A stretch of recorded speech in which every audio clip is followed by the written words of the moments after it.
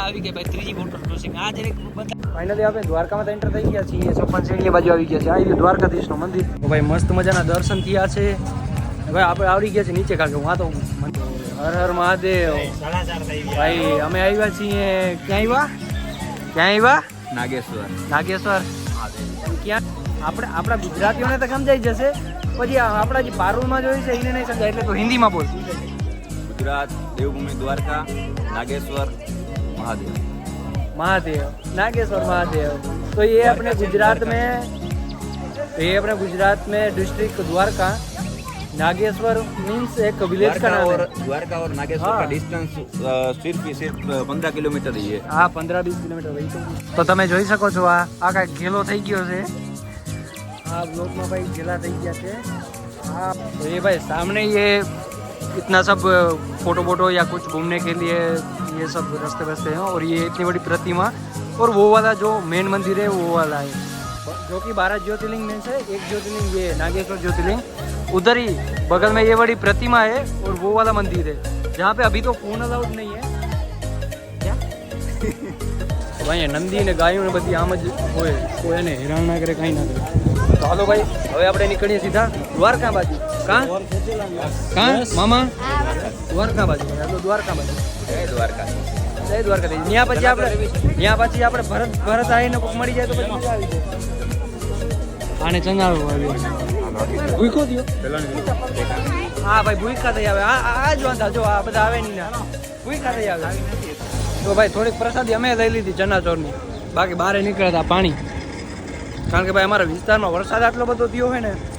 હવે દ્વારકામાં તો ખબર નહીં એમને કેટલો પાણી હોય. દ્વારકામાં કેટલોક પાણી હોય હજી? દ્વારકામાં શું પાણી હોય હવે જાય ત્યારે ખબર પડે કેવું પાણી આવવાનું. તમે ટાળજો દ્વારકા. ના ટાળતા નહીં હો ભાઈ, દ્વારકાધીશના દર્શન કરવા છે. ટાળવું કોઈ શકતે નહીં, હુકમ થાય એટલે આવી જવાનું. ઓ ભાઈ નાગેશ્વરથી હર હર મહાદેવ બોલે આપણે ત્યાં નીકળી જાય. આ બે ભલે અહીંયા હોય. હાલો ભાઈ તું જવા દે, આપણે નીકળીએ. આવી બધા તમે આરામથી આવજો. પાણી જગ્યા પર પાણી પી રિક્ષા નહીં લેવા દે ને, વચમાં ખાડા કબૂત લેવું કીધું જો.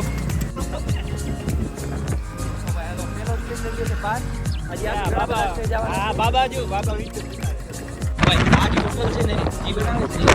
હા ભાઈ સોમકુમારી કરવાનું, કારણ કે ભાઈ આ 12 જ્યોતિર્લિંગમાંનો એક જ્યોતિર્લિંગ છે નાગેશ્વર મહાદેવ ઉપર. જેટલી બધી પબ્લિક આવે છે ને એ બધી દ્વારકાથી આવે છે. દ્વારકામાં જેટલી પબ્લિક આવે બહાર ના આવે, ભાઈ ગુજરાતી બહાર ના હોય, એ બધા દ્વારકા આવે દર્શન કરે, પછી આ નાગેશ્વર આવે, કારણ કે આ 12 જ્યોતિર્લિંગમાંનો એક છે. એ ગુજરાતમાં 2 જ્યોતિર્લિંગ આવે છે, પછી આ એક છે. સ્ટેજ 2 જોઈ લો, આ બેને જોઈ લો. એક વોટર ક્રોસિંગ ગઈ છે, એક નહીં. આ સામે જોઈ લો બીજી વોટર ક્રોસિંગ આવી છે. આ બીજી વોટર ક્રોસિંગ આવી ગઈ ભાઈ ત્રીજી વોટર ક્રોસિંગ. આ જરીક બતાવી કે આગલી વોટર ક્રોસિંગ છે. જોઈ ને ભાઈ લઈ ગયા નો લેવા પછી તમે રેસ લગાડવાનો. ભાઈ આપણે દ્વારકામાં એન્ટ્રી પકડી ગયા છીએ, પણ અહીંયા જરીક વરસાદના કારણે રસ્તાની હાલ બહુ ખરાબ થઈ ગઈ છે, કારણ કે ભાઈ આ બધામાં પાણી ભરાઈ ગયું. ટોટલ વિસ્તારમાં પાણી ભરાઈ ગયું. આ ભાઈ જોઈ લો દ્વારકાની મેન બજાર આવી ગઈ છે. આ મેન ગેટ દ્વારકાનો. આ પાણીમાં તમે હાલત જોઈ લો, કેટલો બધો વરસાદ પડ્યો છે. હજી આ તો નીકળી ગયો, આ લગભગ 3જો દિવસ છે વરસાદ પછીનો. આ તમે હાલત તો જોઈ લ્યો તમે. તો જય દ્વારકાધીશ. આપણે થઈ ગયા છે મંદિર ચોકમાં એન્ટર. અત્યારે ગળદી નથી ભાઈ, અત્યારે નોર્મલ છે, કારણ કે અત્યારે મંદિર ઓપન નહીં થયા હોય. નહીં મંદિર ઓપન થઈ ગયું છે. 2 કલાકની વાર થઈ ગયું છે. થઈ ગયું 5 વાગી ગયા ભાઈ.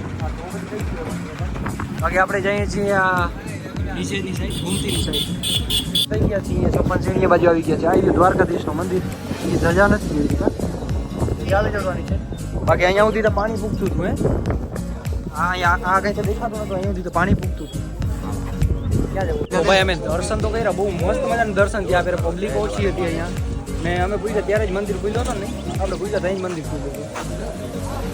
સબસ્ક્રાઇબ કરજો, ઓલા કહી દે ભાઈ. કહી દે સબસ્ક્રાઇબ કરજો. સબસ્ક્રાઇબ કરો. તો ભાઈ મસ્ત મજાના દર્શન થયા છે.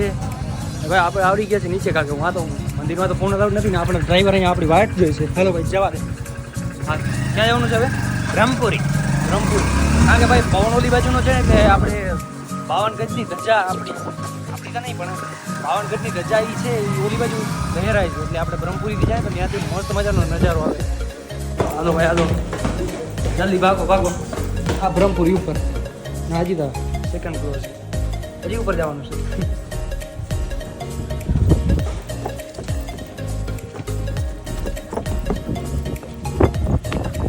લે આ નજારો ભાઈ,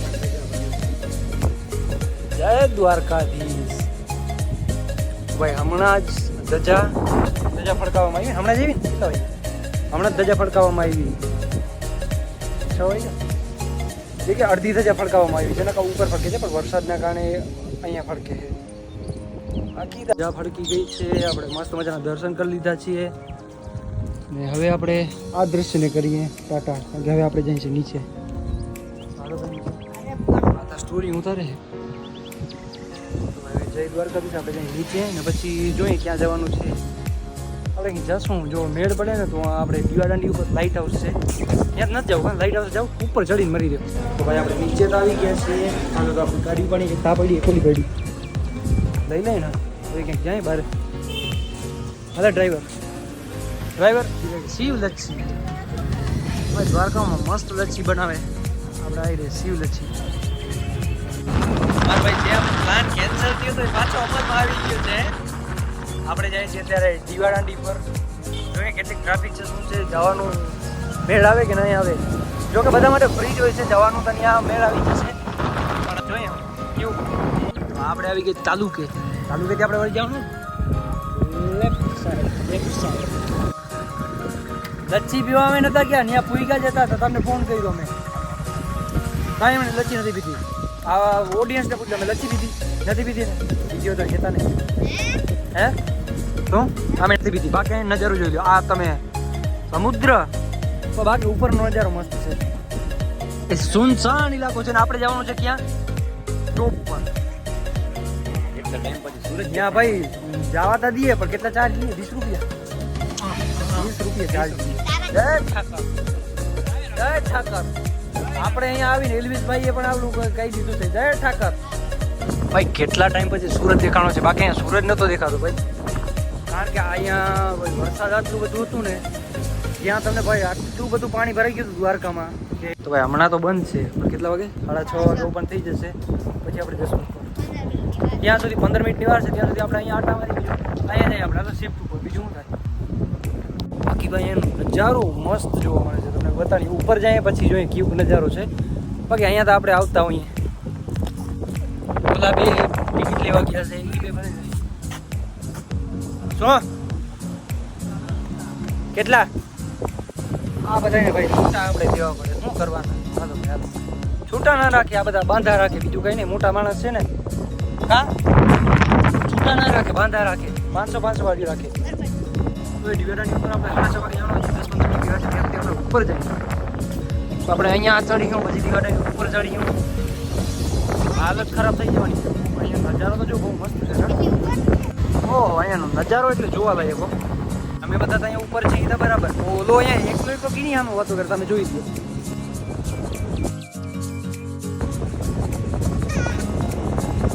ભાઈ આપણે દીવાદાંડી આવી ગયા, એક ફ્લોર ચડીએ ગયા, હજી આટલી પણ આમાં બી કેટલી લાગે, કારણ કે અહીંયા જો આ બધા એમાં પાણી ભર્યું હોય. એક પગ લઈ પડો ને એટલે પછી ભાઈ હું ખાવાનું છે કાંઈ ખબર નહીં. એટલે ધ્યાન રાખીને સારી રીતે ચડવું પડે. હાલો ભાઈ એક ફ્લોર રહ્યો છે, જલ્દી દ્વારકાધીશ મિત્રો. આપણે જે ઘડીની વાત કરતા હતા એ ઘડી આવી. હા, પાછળનો નજારો જો તમે છે ને. હવે આગળનો જો.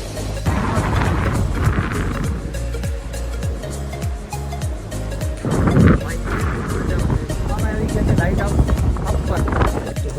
આરામથી જવું પડે છે, કારણ કે નીચે છે અહીંયા સીડી ઉપર પાણી છે. વરસાદ આટલો બધો પડ્યો હતો, અહીંયા પાણી ભરાઈ ગયું છે. અને આપણે જો કેટલા ફ્લોર ઉતરવાના છે. ને ફ્રેન્ડ્સ બધા એકચ્યુઅલી પહેલાં જ નીચે વયા ગયા છે. આપણે ધીરે ધીરે વયા ગયા છે નજારો જોતા. બાકી ઉપરનો નજારો તમને કેવું લાગ્યું તમે જરૂરથી જણાવો. તો ભાઈ મેં નીચે તો આવી ગયા. ઓલા જો લે ભાઈ પડ્યા છે. ક્યાં જવું છે? આટલી ઉતાવળ છે, ખબર નથી પડતી. હવે જોઈએ ક્યાં જવું છે. હા ભાઈ તમે જોઈ લો દ્વારકાની પબ્લિક રાતે બાઇક કાઢવી એવી અઘરી પડે વાતું હોય. બાકી આપણે 8-9 લોકો અહીંયા જ પૂરો કરીએ. માળા વેજંતી ને ખમ્મા